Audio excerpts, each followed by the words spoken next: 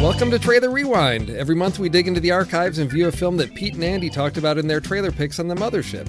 JJ and I watch it and we have a very spoilery conversation about it. Today we're looking at Hunt for the Wilderpeople, and this was Andy's pick from January 28th, way back in 2016. Now, what Andy said about this, because he was viewing just the teaser, but he said it looked absurd and funny in all the right ways. He was really intrigued because of the director, Taika Waititi. Is that how you say that? Taika Waititi? That's what I'm guessing. Yes. I'm gonna go with that. Okay. Is behind some very funny stuff. Flight of the Conchords. Yeah. The vampire sort of comedy, What We Do in the Shadows. Cool. But also that he is directing Thor Ragnarok, which is coming out, later this year. Yeah. So it was something, at that point he had just been sort of in pre-production on that, but Andy said this was definitely something he wanted to give a chance. It was just sort of odd. And Pete said he didn't know what to make of it. He thought it looked like a cross between Lord of the Flies and Jackass. It's nothing like that. It is nothing like that. So I don't know what he was getting out of the teaser, but he did admit that it looked funny, but he just didn't know what to make of it. Yeah. So, and I agree. It is a hard to categorize film. But before we go any further, I want to tell everybody listening to go out and check out all the fun stuff about this show and its sibling shows over at thenextreel.com. Subscribe in your favorite podcast app. Follow us on Twitter, Facebook, Next Reel. If you want to be part of the ongoing conversation behind the scenes and connect with other listeners, you can support us on Patreon. Just $1 is going to get you that invite to our group chat on Slack. That's awesome. There's some really fun conversations going on in there right now during the summer. We've also added reviews, so as people are posting reviews in Letterboxd, some of those are starting to show up there, so get a sense of what other listeners are watching. Find some hidden gems that you may not have known about before. Yep, it's always a good combo there. So, Hunt for the Wilderpeople, JJ. Yes. Did you choose the Skuck's life, or did it choose you? Skucks. So is that the word they're using there? Skucks? Skucks, yes. And I think that's a New Zealand term. It's not anything that I'm familiar with. So there were a few New Zealander terms throughout the film that I had a little bit of difficulty with, and I feel like they explained it, but I had to go back a couple times and kind of get to that. So, and we're going to get to it when we start talking about their chapters as well. But I liked the fact that it was a little bit outside of my knowledge base and that I could learn sort of as I went about these characters in the way that they were living in the culture in the bush too. I thought the film was great. I really liked it. It's exactly the kind of movie that I really enjoy, which was sort of filled with novelty. I felt like it was a lot like a Wes Anderson movie. It really had a Moonrise Kingdom sort of feel to me as I was going through it. And I really like Moonrise Kingdom. I know some people don't feel the same way about it, but it without the sort of dramatic spin of a Wes Anderson movie, it had the novelty feel of it, and it was lighthearted in some of its dramatic situations, and I thought that was really great. So I really enjoyed it, and both from a cinematic aspect with the camera to the way they told the story. Now, the one point that I will make is that I think the movie is meant to be very funny, and I don't know that I laughed in it. Now, I'm a person that's really tough to make laugh most of the time, so I need to concede that up front. I think it is a funny movie, but for me, the clever nature of what was presented, both in terms of dialogue and in the way that the story came through, was much more valuable to it as a film than any sort of one particular joke. So I'm sure that trailer that Pete saw did look like it was a comedy, and I think people would say that about Wes Anderson too, but for me, I just really liked the novelty and the special way that they chose to tell this story. Well, I can tell you that I think sort of similar to The Lobster, where there's things that happen and at first you're not sure how to take them on your first viewing.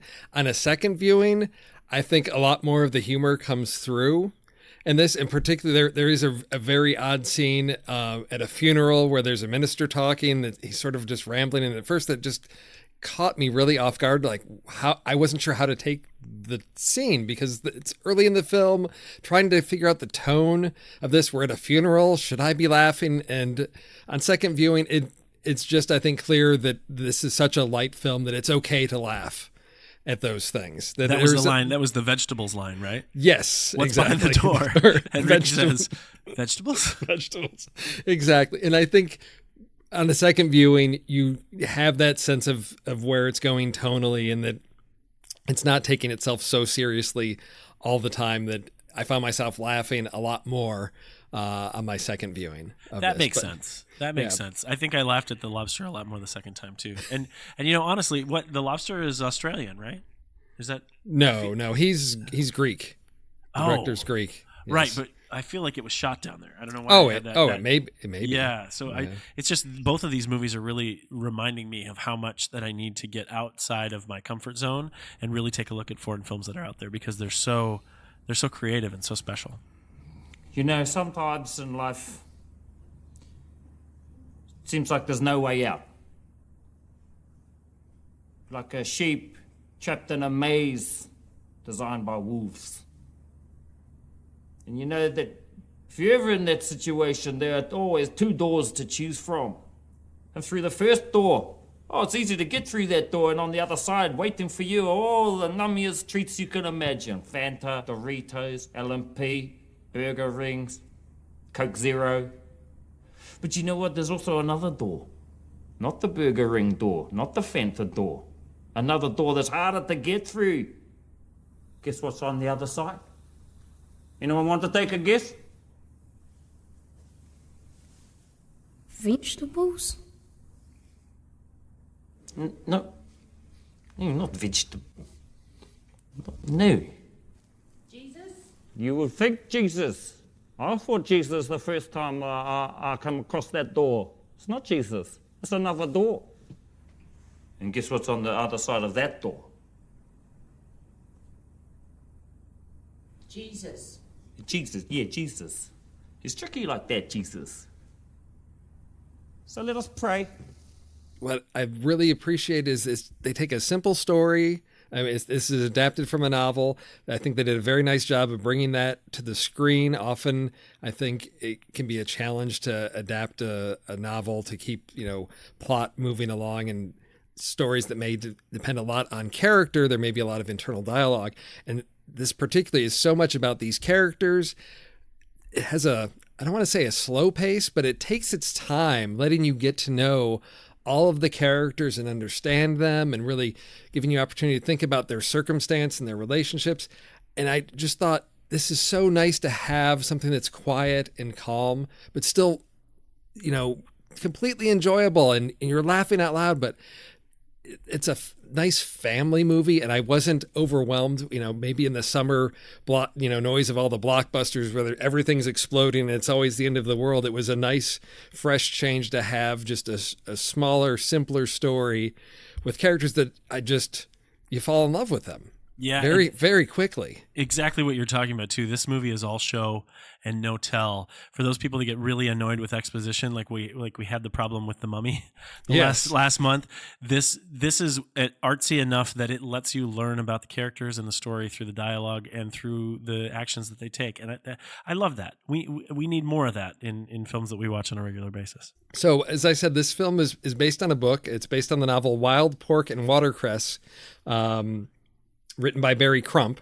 And so it was adapted by the director, Taika Waititi. And there was some additional writing, and I'm going to totally butcher this name, by Tearepa Kahi. Sure. That sounds right. Islander? Yes. Yep. So adapted. And what they did structurally, and it reminded me, going back a few months to our Colonia discussion, where there were visual cues to sort of break up segments of the story. Here we get those chapters. So at the beginning of the film, we get chapter 1, a real bad egg. And we work our way through the 10 chapters and an epilogue. And we served as nice little points to sort of identify how we're moving forward in the story. We've moved into a different sequence, or there's a little clue almost as to what we might be seeing in this next segment that's coming to us. So it was fun to see those things. It gave me a sense, I guess, of reading that book. I don't know, it made me feel like a kid again, like somebody was reading a story to me, just visually. Well, I think all the title cards too were all creative. The initial credits were fantastic in the way they were integrated with the shot. And one of the neat things, and I don't know if this was because I'm not familiar with the book anymore at all, it's going to be difficult to know, but one of the things that I thought was really neat about the way they used the titles of each of the chapters is that very close to where they inserted that title card, existed some piece of dialogue that let us know what that particular chapter title was upcoming. So Goodbye Ricky Baker, for example, they had the conversation about that he's saying goodbye, or all the way down to the knack. Just before we have the chapter of the knack, they explain to us what the knack is. And I, for the life of me, wouldn't be able to tell you in very cohesive terms what that is right now, because they do such a great job of it in the movie. But, and I'm being serious, not sarcastic there, but that being said, I really liked how that flow added to the way that the story was structured. Yeah, it just took us, very sequentially through the story, told us where we were going. And I think, it just helped also sort of center me on, sort of where we were in the story. In terms of, the story itself, it's a really simple story of, Ricky Baker, who is this, as chapter 1 says, he's a real bad egg. He's a kid that doesn't have a home. He's in the foster care system, and he's been bounced around from home to home. And this is his last chance. Where we find him, he is not, we see the way he's dressed. He's a city kid. He talks about his rap music and being a gangster. And here he is out back amongst, way out in the bush, like on a farm. Tupac is his best friend. Tupac is his best friend. So he's got to deal with that whole fish out of water type aspect of, he doesn't know how to function out there in the bush, But we're introduced to, basically his foster mom, Bella, and her husband, Heck, who's played by Sam Neill, who clearly wants nothing to do with this kid at all. And I think some of those early scenes with Sam Neill just were hilarious, just in his disgruntled, grizzled, old sort of defiance of, Ricky comes up to him and says, Bella says you should give me something new. He's like, yeah, go, leave me alone. That's what you can do. But so quickly, there's something just in Bella's actions. She has such a heart for this kid who has been described, as a bad egg. She wants him to feel at home, and you just fall in love with this woman right away. She is trying to be the best mom to him. She's, never had any kids of her own, but there's just something in the way she reaches out to Ricky, but not in a smothering way. His first night, he tries to run away, makes it about, what'd she say, 200 yards away from the house. And then, over the next few days, every night she's like, okay, you gonna run away tonight? He says, well, I don't know. She's like, okay, well, just make sure you're back by breakfast. So is that when you fell in love with her? Did you have a specific point? Yeah, I think it's that point where she's she's got this little game she's playing with him of okay, see you in the morning, I agree that was endearing, but I have to say that when she slaughtered the pig and then tried to clear the blood from her face and ended up wiping more horrific blood on her face, that was the point that I fell in love with Bella. Yeah. Yes. Okay. Yeah, that is true. Yeah. Spoiler, covered in blood. Spoiler. Covered in blood. Yeah. And it is kind of a graphic, there's a lot of blood, killing the wild boar there. I was surprised at the amount of blood spewing and then on her face and the knife. But that's sort of the brutality of being out there working on the land. We've also got that scene where she's, what is it, she's got squirrels or something that she's plucking the fur off of. I don't know what those were. Yeah. There's something, and yeah, she's just, it's, we're out there, and as she explains to Ricky, she was born way out there in the wilderness, in the bush, way up on the mountain. So this is the way she was born and raised to live off the land. And similar, you mentioned the lobster. I think the idea of graphic depictions of things that are not particularly that are kind of disgusting, and then seeing how it hits with the characters as you're seeing how it hits with the audience is something that this film does well. As in addition, it uses it to a comedic play, but then also to kind of give you a sense of the drama that the characters are going through, and really how rough the territory is that they're working in. I thought it used it really well. Yeah. So it sets up this. We get a sense of the environment around them. Really, the story kicks into gear. Bella passes away. Heck, we learn, is illiterate. He can't read. He asks Ricky to read a letter, which is basically from Child Services saying that because Bella's passed away, they're coming to get Ricky, and Ricky wants nothing to do with it. He is sort of become happy here, but also he's got horrible stories about what happens to kids in the foster care system, and that since this was the last stop for him, he's probably going into juvenile detention. So he decides to take off. And that's where our story really gets going, when he's accidentally burns down the barn. tries to stage his own death by setting a stack of hay dressed in his clothes in a ceramic plate with a face drawn on it, and then he writes like a suicide note on the side of the barn, lights it on fire, and as the barn is burning down, my daughter Emma looks at me and says, "Well, the note's burning too. How are they going to know that he meant to? How are they going to know to look for him if the note's burned too?" I said, "Well, I don't think he meant for the whole barn to go up in flames like that." Yep, that was an error. Little underestimation on Ricky's part on how flammable things are. But he ends up in the wilderness. He's got his rations. He's ready to go. And Heck tracks him down. They sort of get into an argument about it. Ricky's really pushing Heck's buttons and insulting him. And Heck sort of lunges at him and breaks his foot. Gets it like lodged in between like a rock or a log or something. And so he's now immobilized, and they're stuck there in what Chapter 4 Broken Foot Camp, and that's sort of where we start to see the relationship between them building, whereas Ricky's trying to forage in the wilderness for food, and Heck, who's injured, is actually able to capture like a 5-foot long slug or something that they roast for dinner one night. Right. So we get a sense of Heck is a man of the land. He can survive no matter what. Ricky's clearly out of his element. But they're stuck there with each other for several weeks, and that's where the bonding starts to happen with them. And then the remainder of the film is sort of their adventures, not quite on the road, but I guess in the wilderness. Well, and there's all this sort of unintentional comedy that is there. And that's, I think, maybe why I didn't laugh so much, because I was very faced with, the concept of dealing with a 5-foot-long slug, or when he gets into, when Ricky gets into his little speech that's totally laced with innuendo that unintentionally makes Heck out to be a molesterer, as they say in New Zealand. That is really funny stuff for most people, but for me, I unfortunately associated myself with the people that were the unintentional part of that comedy.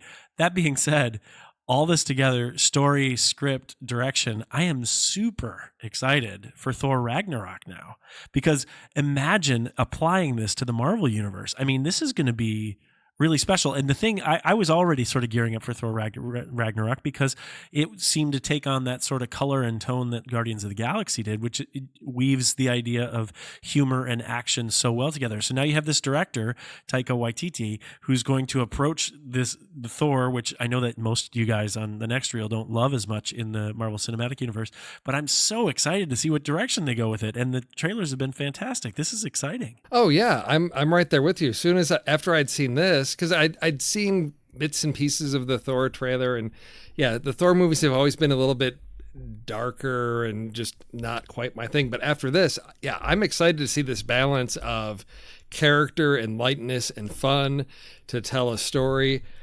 Yeah, to me, it sort of just ramped up my interest in Thor Ragnarok a few notches, because I was just completely blown away by how well this film was constructed and just worked so well in moving things along. So I'm totally amped up. Yeah, I agree 100%. That's first week of November, I think. Yes. We talked about the cast a little bit. So Sam Neill is Sam Neill, But he was great. Yes, and I was trying to figure out if it was, I guess, trying to think about where I've seen him play this type of character before. And it sort of reminded me again of, everybody's seen Jurassic Park and sort of that awkwardness he has around kids there. And I think, you see him drawing on that a little bit here of this. I'm uncomfortable around this kid. I've got my own thing that I want to do. I don't want to deal with kids. But much more raw here.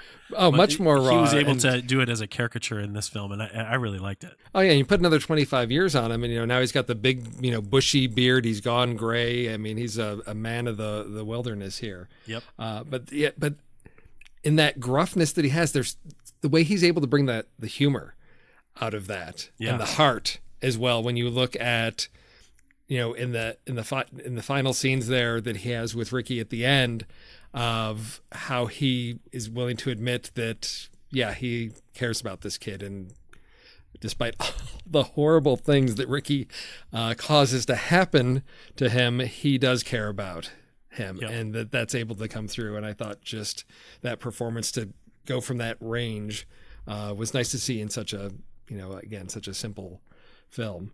Yeah, he did a great job, and his accent wasn't consistent throughout. But I mean, obviously, he's not from New Zealand that I know of. But it didn't bother me at all because his character was so well rounded out. And just yesterday, Julian Dennison, it was announced he is going to be in the next Deadpool movie. Oh, so Ricky Baker and Deadpool, yes, two troublemakers. What is he going to be in Deadpool? I have not heard, but it was Ryan Reynolds tweeted out a photo where Deadpool's there and he's sort of piggyback carrying Ricky Baker, and that I found it because Taika Waititi had retweeted it saying, "I would have never thought that this was going to happen, but this is amazing." So to see Julian go from this sort of small foreign film into something as large as the Deadpool sequel, just tremendous opportunity for him. And I think he did a great job of really carrying this film.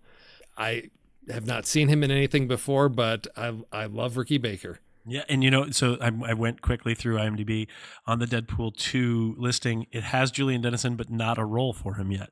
So that'll be interesting to see who he shows up as there, whether he's going to be a mutant or if he's just there going to be do what he does best, which would be neat.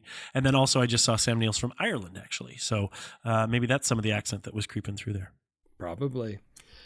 We spoke a little bit about Bella, who's played by Rima Te Wiata. So I think she's probably native New Zealander there, just in the front part of the film before she passed away. But again, just able to really be that heart in that household. Also wanted to point out the Paula, who is the head of the child services and sort of becomes our antagonist, as we have this chase to track down Ricky and Heck. Yeah. She makes me laugh so much. She's so terrible. She's so like, terrible. She's like the worst person, but she's so into her job. She just, I think at one point she's, talking about carrying a gun. They're not licensed to carry guns, but she thinks she's this militant, she's the police. She's out there to get Ricky Baker. And as she has these scenes with Ricky later on in the film, as she's tracked him down and she's sort of found him across the river, and they have that whole conversation about how she's like the Terminator and he's like Sarah Connor. Which makes no sense.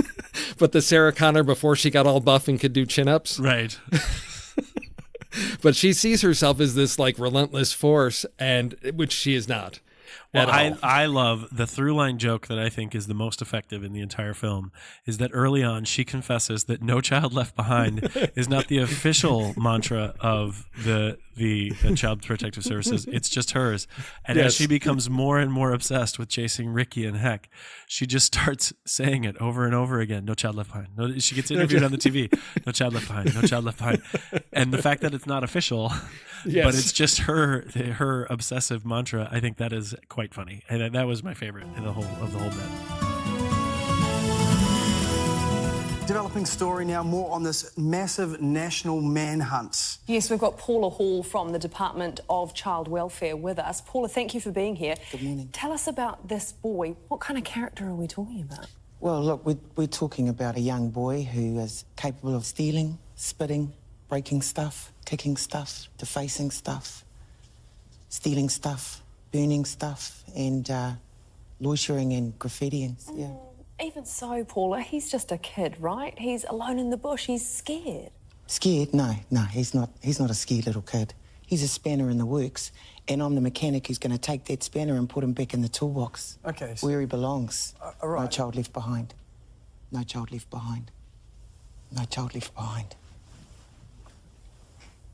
You'll know what that means. And then the other performance I wanted to point out was they spend a little bit of time with a gentleman known as Psycho Sam, who has been out in the wilderness for, I think, what he says, about 15 years or so. He is played by Rhys Darby, who I've seen in several things. He has a small role in What We Do in the Shadows, which is that vampire documentary that Mr. Waititi directed. And Rhys Darby plays the head of the sort of werewolf gang. And there is a scene where the vampires and the werewolves cross paths and tempers sort of flare up. And some of the werewolf guys, they're human at this point, start sort of swearing at the vampires, trying to call them out to start a fight. And he calms them and says, "Oh, hold on. We're werewolves, not swearwolves." And it just, he plays these ridiculous characters. Fantastic. You're werewolves, but you've got to be civilized. Here he's Psycho Sam, who is like the worst conspiracy theorist ever. He's got the escape hatch in the ground to the secret bunker that he hasn't dug yet, so that doesn't lead them anywhere. He is the cause of how they get discovered because he decides to help Ricky's cell phone by boosting the signal, which alerts the police to their presence. So he's sort of the downfall of Ricky and Heck, which leads to the ultimate confrontation and car chase. And I don't know if it resonated with you at all, but as I was watching it the first time, it reminded me a whole heck of a lot of one particular movie, and I was wondering if you noticed it as well. What's that? Thelma and Louise? Oh, yes. I was actually thinking that was exactly what they were doing. I thought they were going to go for a very direct joke related to it. And they weren't too direct with it, but it looked, the shots when they were looking at the truck just directly on with the chasers behind them, it looked very much like Thelma and Louise, for sure. There were a lot of references to movies that I think were played for laughs, because you've got, the Thelma and Louise, and if you haven't seen that, that may not have resonated with, people, but to me, I thought this is ridiculous. You've got, these two on the run, and it's, basically a whole mistaken identity thing.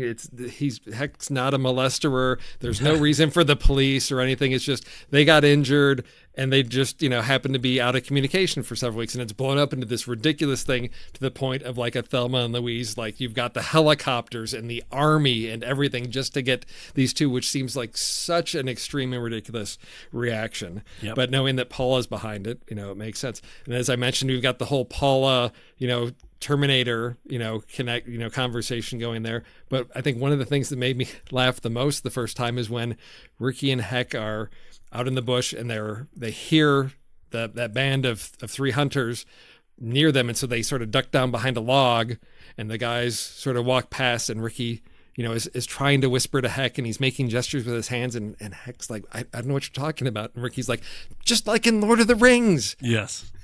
But Heck can't read, nor has he probably even seen a movie. So probably not. But it was, I think, something that I appreciated is a filmmaker who clearly loves movies to have a character who loves movies so much, and to have those references in the way that I think, film lovers like us do, sometimes in our day-to-day lives, of make those connections between a movie we love and something that's going on in our own life. And to have a movie that's aware of other films and have them presented that way, I find, sort of fresh and fun. I love that. So some of the other things that really impressed me about this that just, I think, blew me away, because I had not seen this before. There's a montage in winter, because they're out for several months out in the bush, and there's this tremendous montage, but it's not a montage that I've seen done before, because it's all in one long continuous pan shot. So you'll see Heck and Ricky doing something like at camp with the fire, and as the camera pans away,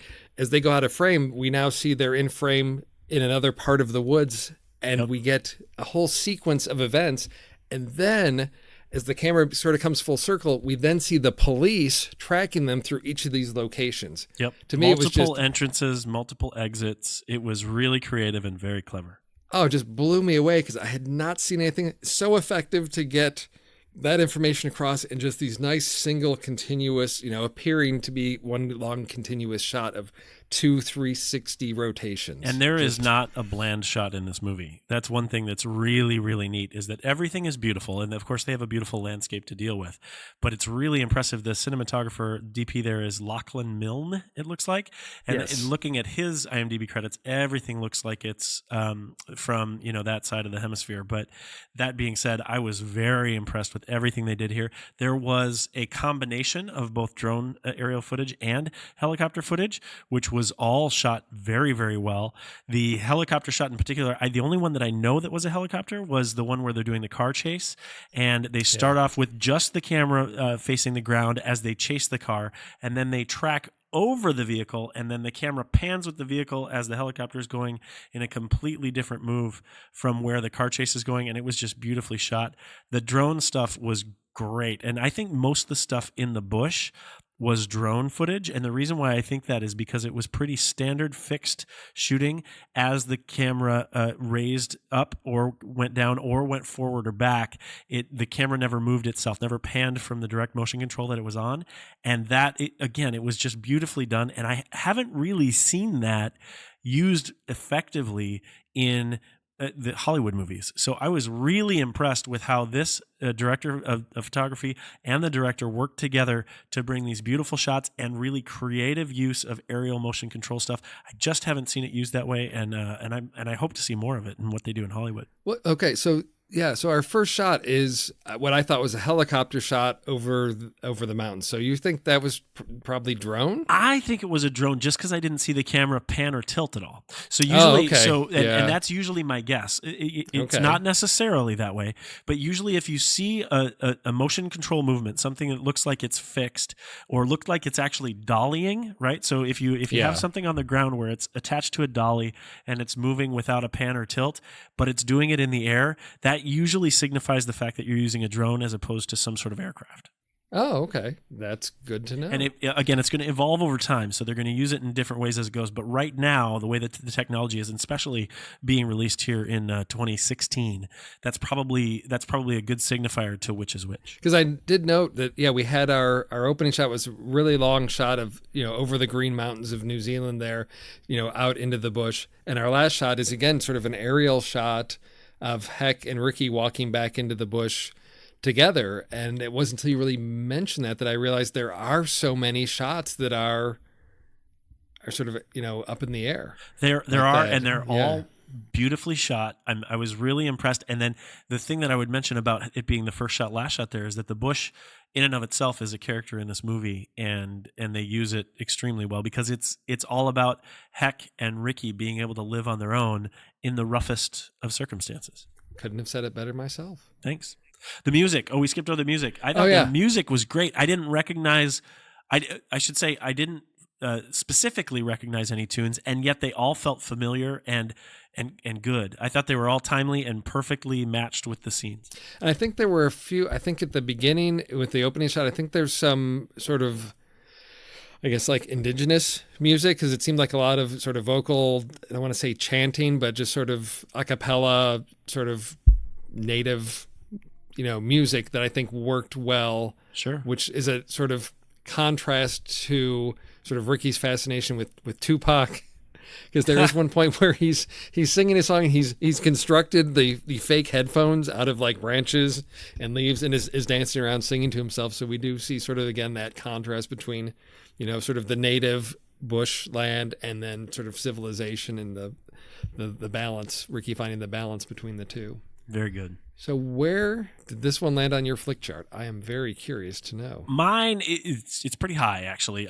Again, this is the type of film that I go to the movies for. So my total flick chart number is 150. Wow, I'm at 150. Nice round number.